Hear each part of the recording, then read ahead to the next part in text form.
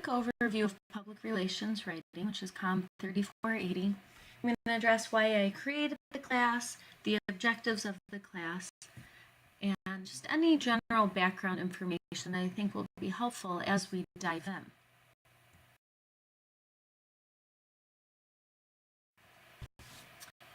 So first, I'm going to start with a little bit of a housekeeping item or more administrative.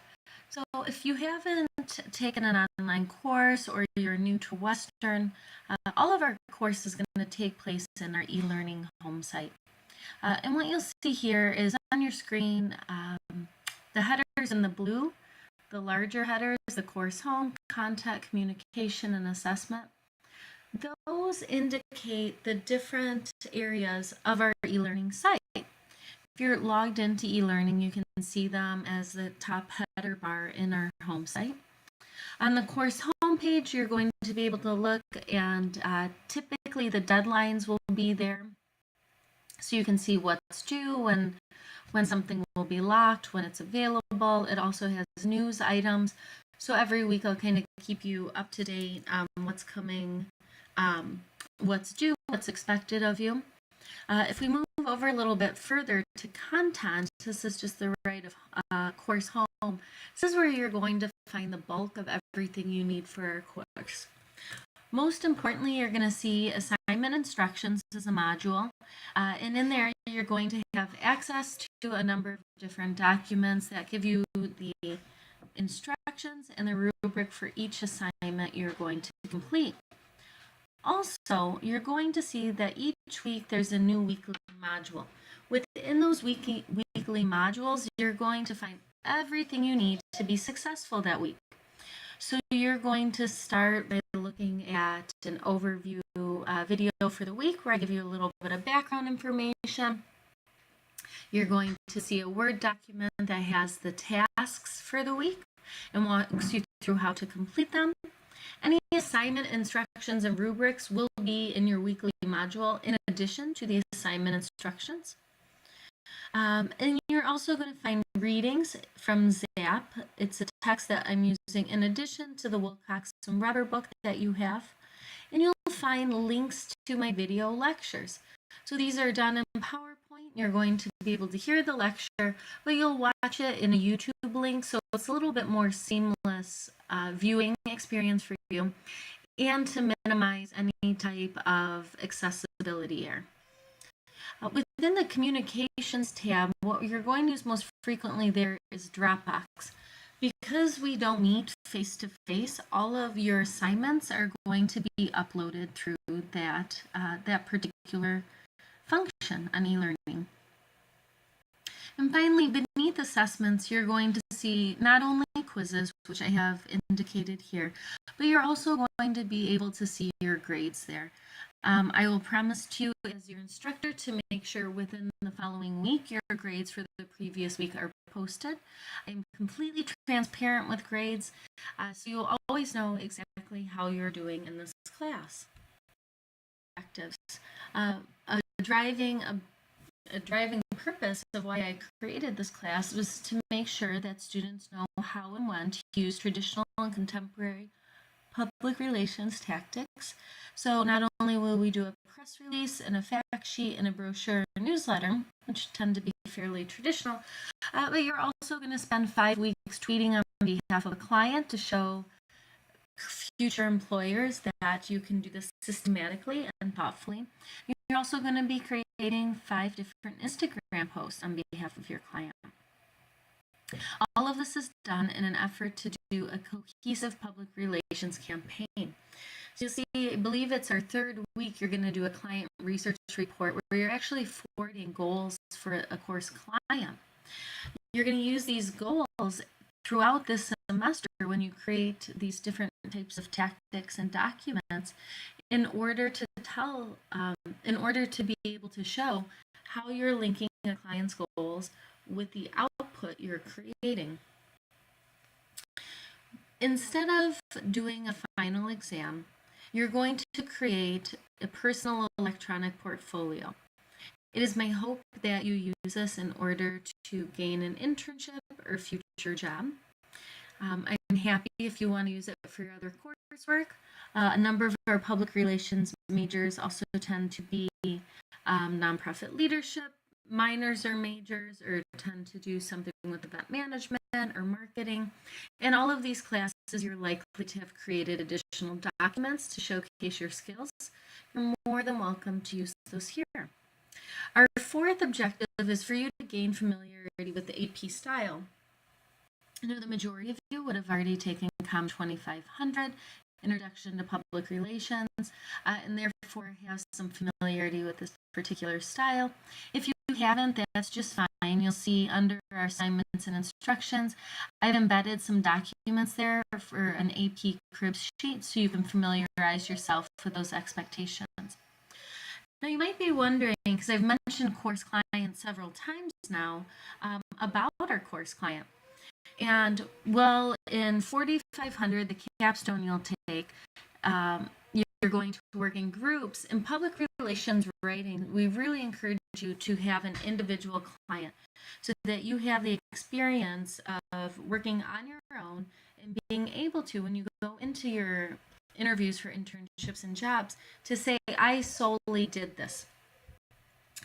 Because this is a shorter class, because we're doing this in 8 weeks, and because it's in the online environment, this is going to be a client of your choosing. So you'll hear me talk about this in week 1, and then especially in week 2, where you actually select the course client. But I want you to think about, what organization do you know or do you want to be a part of? Because you can use this strategically to say, at the end of 8 weeks, I'm going to be able to create a number of traditional and contemporary public relations tactics that represent this organization. Right? I also want you to think about picking an organization that has a good amount of information that is readily accessible. So you'll be required to provide a website so that I can do some background research on your clients that makes me more informed when I'm assessing your work. But the more information that you have access to starting, the easier your life will be this semester. It's because, in addition to learning the basics of these documents, how to use them, when to use them, how to create them well, you don't want to be grasping for information, right? You want this to be readily accessible. Okay? It can be a client, it can be an organization you work for currently, or someone that you're doing an internship for. If that is the case, in order to make sure that it is academic integrity compliant, it will ask that you find a way to demonstrate to me that these are above and beyond your daily duties. Right? So you will not be able to get course credit for what you're already doing at work. It will have to be documented in some way that you are extending your traditional role at work. To look at in this brief overview, because again, there'll be other weekly videos as we progress this semester, is what a typical routine will look like for you for the week. One, I want you to start by looking at the weekly overview video.